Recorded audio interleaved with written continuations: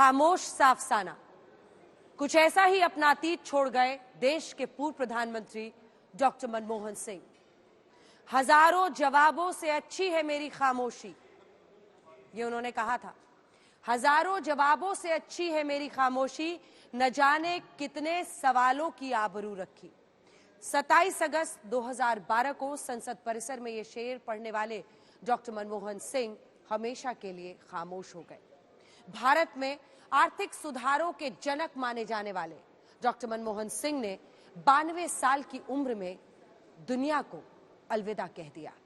मनमोहन सिंह भारतीय राजनीति का वो नाम थे जो बोलते बहुत कम थे, लेकिन जब बोलते थे तो मजबूती से बोलते थे। हालात कैसे भी विषम हो, मुश्किल हो, लेकिन वो चुपचाप उसका हल निकाल लेते थे। और जब पूर्व प्रधानमंत्री डॉक्टर मनमोहन सिंह हमेशा के लिए खामोशियों के आगोश में चले गए हैं, देश उनकी यादों के पन्ने पलट रहा है, उनको सच्ची श्रद्धांजलि दे रहा है।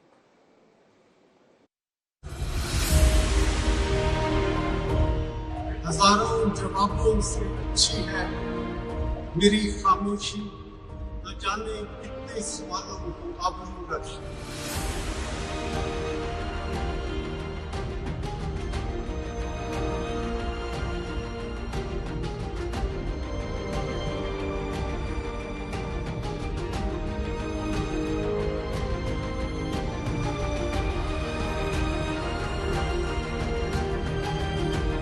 हजारों जवाबों से अच्छी है मेरी खामोशी।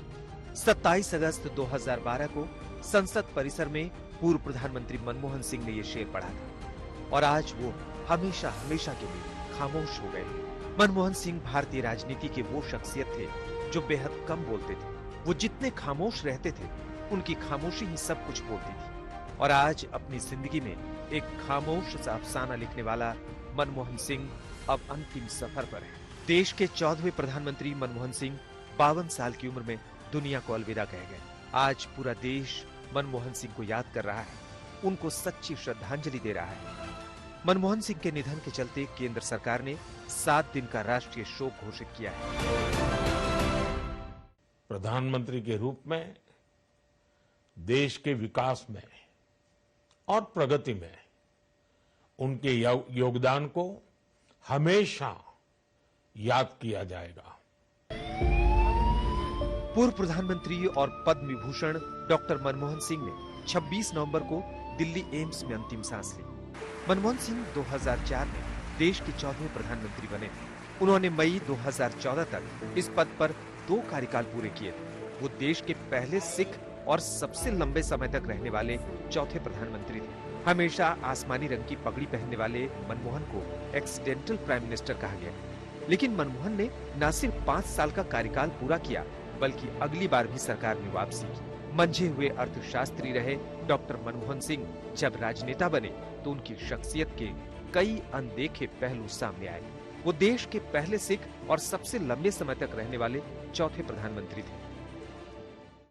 वो बहुत अच्छे प्राइम मिनिस्टर थे, ऐसा मुझे लगता है। और किसी भी आदमी के साथ मैं तुमसे बड़ा हूँ इस प्रकार से व्यवहार करना उनकी पॉलिसी नहीं थी। देश की आगे तरक्की के लिए जरूरत थी कि बिजली की बहुत ज्यादा जरूरत है। उन्होंने सरकार भी अपनी दांव पे लगा दी। उस वक्त उन्होंने अमेरिका के साथ वो इंडो यूएस न्यूक्लियर डील की ताकि हम यहाँ atomic energy, atomic power produce कर सकें। उसके लिए उन्होंने उस वक्त काम किया। कोई जगह नहीं छोड़ी जिन पे उनका असर नहीं पड़ा। और मैं तो ये समझता हूँ कि सचमुच वो कर्मयोगी तो थे, लेकिन एक युग पुरुष थे। वो इंसानियत के बारे में बोलो तो इस किस्म का नेतृत्व हमारे देश में देख पाया जो सिर्फ मन नहीं हृदय भी इस्तेमाल करता था। सिर्फ मनमोहन सिंह नहीं था, हृदय मोहन सिंह नहीं था। जैसे ही मनमोहन सिंह के निधन की खबर आई, राहुल गांधी ने सोशल मीडिया प्लेटफॉर्म एक्स पर लिखा, मैंने अपना मार्गदर्शक और गुरु खो दिया। मुझे बतौर मंत्री उनकी सरकार में काम करने का मौका मिला और मैं ये बात पूरी निष्ठा से कह सकता हूं कि जिस तरह से उन्होंने भारत को एक दिशा दी, वो अपने आप में पूरी तरह से अभिप्राय है। उनकी जो अपनी ताकत मैं सोचती हूँ उनकी सादगी थी। बहुत लोग उनकी शराफत को कमजोरी समझे हैं, ना समझ लोग। उनकी खामोशी कमजोरी नहीं थी और हमेशा पार्लियामेंट के अंदर या देश में कभी भी राजनीतिक घटनाक्रम हुआ उन्होंने अपना संयम नहीं खोया। कभी उनके चेहरे पर मैंने शिकंज या गुस्सा नहीं देखा। ये बहुत बड़ी काबिलियत थी उस इंसान की कि वो पेशेंट रहकर कैसे अपना पूरा काम करते थे और तमाम चुनौतियों का मुस्कुरा के सामना किया। उनके आर्थिक सुधारों ने देश के विकास को नई दिशा और गति दी थी। मनमोहन का पार्थिव शरीर शनिवार को कांग्रेस मुख्यालय में रखा जाएगा, जहां आम लोग उन्हें श्रद्धांजलि देंगे। मनमोहन सिंह की पहचान राजनेता से ज्यादा अर्थशास्त्री के तौर पर रही। देश की इकोनॉमी को नाजुक दौर से निकालने का क्रेडिट भी उन्हें दिया जाता है। कम ही लोगों को पता है कि डॉक्टर मनमोहन सिंह प्रधानमंत्री आवास में रहने के बावजूद खुद को आम आदमी कहते थे। उनसे मैंने सबसे बड़ी बात सीखी कि किस तरीके से अपने पर्सनल अफेयर्स को, अपना समय मैनेज करना चाहिए, चीजों को मैनेज करना चाहिए। और उसमें मुख्य बात थी, बहुत सिंपल व्यक्ति थे वो। मतलब राजनीति में ईमानदारी क्या होती कोई उनसे सीखे। मैंने उनसे जैसा ईमानदार व्यक्ति नहीं देखा। डॉक्टर मनमोहन सिंह ईमानदार, निष्ठावान, इस तरह का नेता बिरले ही मिल सकता है। उनकी बहुत सी बातें हैं। मैं तो समझता हूँ इकबाल का ये शेर बहुत सही है, निगाह बुलंद, नजर परसोज है रख्त सफर मेरे कारवां के लिए। पूर्व प्रधानमंत्री डॉक्टर मनमोहन सिंह के निधन पर फिल्म इंडस्ट्री में शोक की लहर है। Doctor Manmohan Singh was inherently a good man, gentle, bright, brilliant, kind. Manmohan Singh का जन्म 26 सितंबर 1932 को पंजाब में हुआ, जो अब पाकिस्तान में है। विभाजन के बाद वो अपने परिवार के साथ भारत आ गए। बहुत छोटी उम्र में ही उन्होंने अपनी मां को खो दिया और उनका पालन पोषण उनकी दादी ने किया। कहा जा रहा है कि उनके गांव में बिजली नहीं थी, इसलिए वो मिट्टी के तेल के दिए की रोशनी में पढ़ाई करते थे। वो सौम्यता, दिव्यता और विनम्रता के प्रतीक थे। भारत जिस समय आर्थिक चुनौतियों से गुजर रहा था, वो हमारे सामने आए। वित्त मंत्री के रूप में उन्होंने देश को आगे ले गए। आधुनिक भारत के शिल्पकार, आर्थिक सुधारों के पुरोधा और विनम्रता की और अनुशासन की और जीवन में राजनीतिक पारदर्शिता की पराकाष्ठा के एक आदर्श प्रतिमान थे, जिन्होंने इस देश को आर्थिक रूप से टर्निंग पॉइंट पे ला करके खड़ा किया। और आज जो दुनिया में भारत का सम्मान है, इसके पीछे अगर कोई एक व्यक्ति का सोच था तो डॉक्टर मनमोहन सिंह। मेरी जिंदगी एक खुली किताब है। मनमोहन सिंह की जिंदगी का फलसफा यही था। आज हम मनमोहन सिंह की जिंदगी की उसी किताब के एक एक पन्ने को पलटेंगे, जहां मनमोहन सिंह के जिंदगी के सफर, जिंदगी के संघर्षों, उनके उसूल, जिंदगी में मिली सफलता और उनकी सादगी की संपूर्ण कहानी दर्ज है।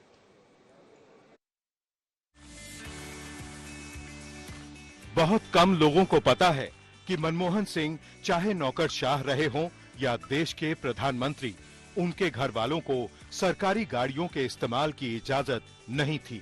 पूर्व पीएम की बेटी दमन सिंह ने अपनी किताब strictly personal Manmohan and Gurcharan में दावा किया है कि उनके पिता ने परिवार के किसी सदस्य को सरकारी गाड़ी के इस्तेमाल की इजाजत कभी नहीं दी।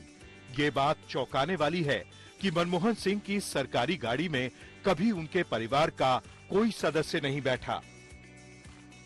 मनमोहन सिंह की सबसे पसंदीदा गाड़ी मारुति 800 रही। प्रधानमंत्री बनने के बाद भी मनमोहन सिंह यही चाहते थे कि सरकारी BMW के बजाय अपनी मारुति 800 से चले। सुरक्षा कारणों से ये संभव नहीं था। पूर्व प्रधानमंत्री मनमोहन सिंह की कार से जुड़ी अनसुनी कहानी उनके तत्कालीन सुरक्षा के इंचार्ज और यूपी के मंत्री असीम अरुण ने सुनाई। डॉक्टर साहब की एक ही गाड़ी थी अपनी व्यक्तिगत, मारुति 800। जब वो पीएम बने तो वो और उनका साजो सामान आया और साथ साथ उनकी गाड़ी भी पीएम हाउस में आई। लगभग उसी समय एसपीजी ने BMW कार्स की एक फ्लीट खरीदी थी। तो मनमोहन सिंह जी बार बार मुझे बोलते थे कि नहीं, मुझे इस गाड़ी में नहीं बैठना, ये बहुत महंगी गाड़ी है, बहुत दिखावा लगता है इसमें बैठना। तो मैं, मेरे साथी उनको समझाते थे कि सर ये आपके वैभव ऐश्वर्य को बढ़ाने वाली गाड़ी नहीं है, ये आपकी सिक्योरिटी के लिए है, इसके सिक्योरिटी फीचर्स अच्छे हैं, इसलिए हमने गाड़ी खरीदी है। महंगी है, सही बात है। तो वो मान जाते थे। फिर 2-3 बार बोलते, नहीं नहीं असी मेरे लिए एम्बेसडर वाली फ्लीट लगाओ, ये मुझे गाड़ी ठीक नहीं लगती है। मनमोहन सिंह हमेशा नीली रंग की पगड़ी पहनते थे। बहुत लोगों को लगता था कि पसंदीदा रंग की वजह से नीले रंग की पगड़ी पहनते थे, लेकिन पूर्व प्रधानमंत्री के नीले रंग की पगड़ी से जुड़ा राज कैम्ब्रिज यूनिवर्सिटी में खुला। बहुत कम लोगों को पता है कि नीला रंग उनके अल्मा मैटर कैम्ब्रिज का प्रतीक था। लिहाजा कैम्ब्रिज में बिताए दिनों की याद को हमेशा संजोए रखने के लिए वो नीले रंग की पगड़ी पहनते थे। मनमोहन सिंह देश के वित्त मंत्री और प्रधानमंत्री बने। ये तब था जब राजनीति से दूर दूर तक उनका कोई लेना देना नहीं था। मनमोहन सिंह के क्लासमेट रहे हंसराज चौधरी को आज भी याद है कि मनमोहन सिंह क्लास में अपने दोस्तों को गणित के कठिन सवाल देते और फिर तय वक्त में सवाल का समाधान खोजने को कहते थे। हम ना कोई 30 की क्लास थी, वी वर द 2 टॉपर्स, तो वो हमें मुश्किल मुश्किल सवाल देते थे कि इनको सॉल्व करो और आके स्टूडेंट्स को बताओ कि कैसे करना है। इतना तक याद है मेरे को, और कुछ नहीं। तो एज ए लीडर तो उनको सब याद करते हैं कि जिस तरह वो काम रहते थे, क्वाइट रहते थे। कॉलेज के दिनों में भी चुपचाप रहते थे? हाँ, कॉलेज में चुपचाप रहते थे, काम पे बहुत मस्त थे। पूर्व प्रधानमंत्री मनमोहन सिंह और केंद्रीय कृषि मंत्री शिवराज सिंह चौहान से जुड़ी एक दिलचस्प कहानी है। बात उन दिनों की है जब शिवराज सिंह मध्य प्रदेश के मुख्यमंत्री थे और मनमोहन सिंह देश के प्रधानमंत्री। शिवराज सिंह किसानों की मांग को लेकर अनशन पर बैठ गए, लेकिन मनमोहन सिंह का फोन कॉल आते ही तत्कालीन सीएम को अपना अनशन खत्म करना पड़ा था। वे प्रधानमंत्री थे और मुख्यमंत्री के नाते मुझे उनके सानिध्य में रहने का सौभाग्य मिला था। एक बार मध्य प्रदेश में पाले के कारण, फ्रॉस्ट के कारण, शीतलहर के कारण जो पाला पड़ता है उससे फसलों का व्यापक नुकसान हो गया और हमने जब भारत सरकार से किसानों की सहायता करने का आग्रह किया, फसलों को जो नुकसान हुआ था, क्षति हुई थी, उसका आकलन करके, तो हमें यह कह दिया गया भारत सरकार की तरफ से कि पाला तो प्राकृतिक आपदा में आता ही नहीं है, इसलिए कोई राहत नहीं मिलेगी, राहत की राशि नहीं मिलेगी। मन बेचैन हो गया। मैं किसानों के साथ उपवास पर बैठ गया था, तब मनमोहन जी का फोन आया कि कभी आपकी हुकूमत भी आ सकती है, आप ऐसा मत कीजिए, दिल्ली बात करते हैं और समस्या है। मैंने कहा समस्या है, किसान परेशान है, तो बोले हल निकालते हैं। मैं दिल्ली आया, मनमोहन जी ने एक कमेटी बनाई, पाला प्राकृतिक आपदा है कि नहीं इसके लिए। उसमें स्वर्गीय दादा प्रणब मुखर्जी, श्री शरद पवार जी, पी चिदम्बरम जी, उनके साथ मुझे भी रखा उन्होंने उस कमेटी में। और बाद में उस कमेटी ने साइंटिफिक आकलन करके ये कहा कि पाला भी प्राकृतिक आपदा है। और उसके बाद मध्य प्रदेश को 400 करोड़ रुपए की आर्थिक सहायता मनमोहन जी ने, केंद्र सरकार ने दी थी किसानों के लिए।